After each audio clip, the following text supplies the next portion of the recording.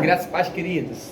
Quero aqui deixar uma palavra para abençoar a tua casa, a tua família, que está em Gálatas 6:7, que fala assim: tudo que o homem semear, isso também ceifará.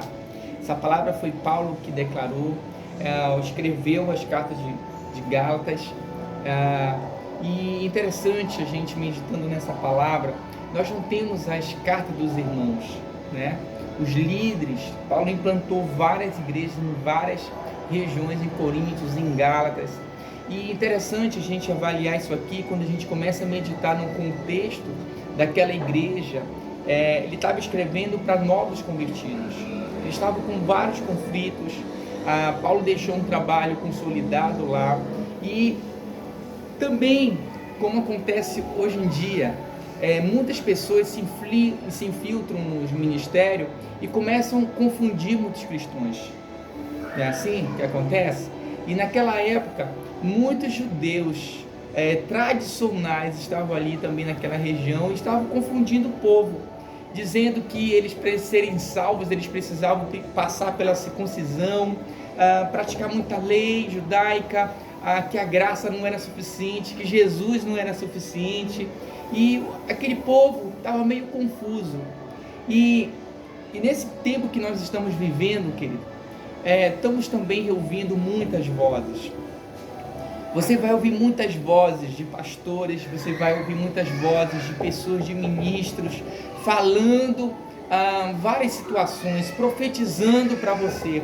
Mas preste bem atenção. Nós precisamos entender, assim como era aquele contexto, aquele povo estava passando uma grande dificuldade, e Paulo começou a trazer na memória deles sobre semeadura. E uma das coisas que nós precisamos entender, o grande segredo da semeadura.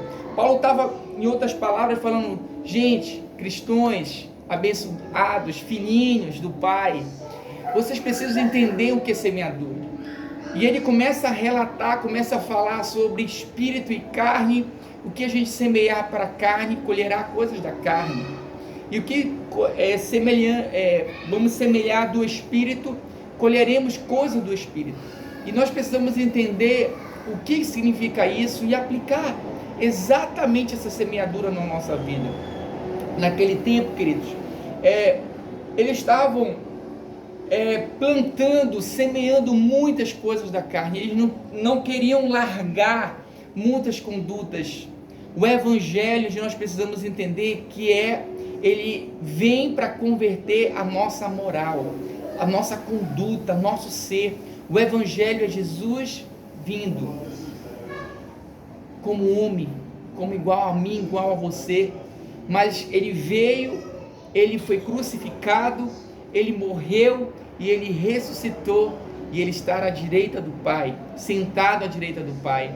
O evangelho é isso, aponta Cristo, aponta o Senhor, aponta o governo de Deus dentro de nós. Então, aqueles cristãos estavam passando por várias situações, e a gente precisa entender o que exatamente Paulo estava falando para eles.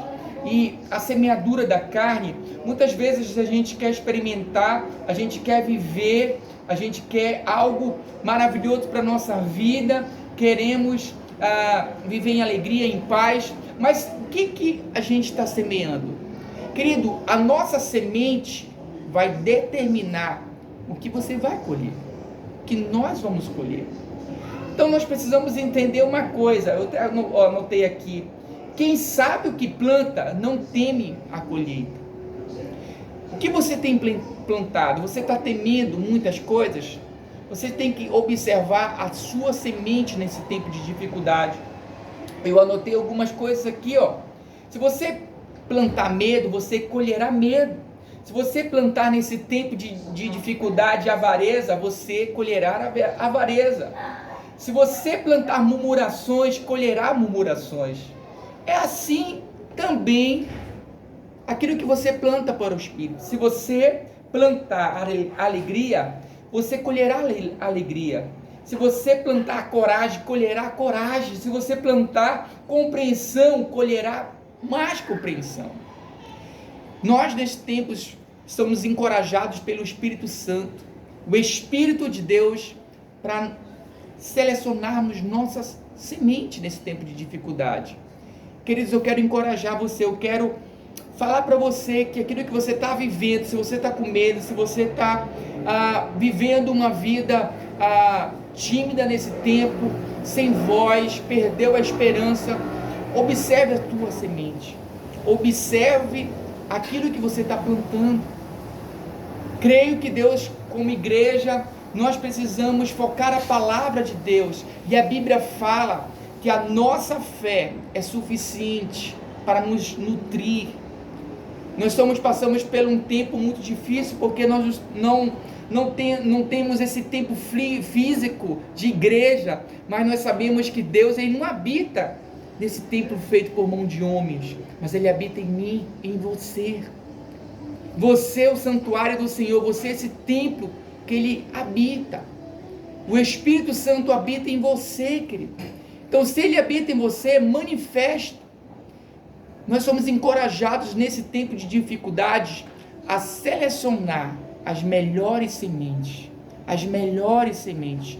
Então, semeie algo do Espírito. Você será muito feliz nesse tempo. Eu quero profetizar, eu quero declarar na sua vida que nesse tempo de dificuldade não vai faltar alegria na tua casa, não vai faltar fé na tua casa, não vai faltar paz na tua família, não vai faltar esperança na tua casa, e eu creio que Deus dessa forma vai reinar em todos os ambientes do teu lar. Amém? Deus abençoe, estamos juntos, estou orando por você, e ore por mim. Tchau, tchau.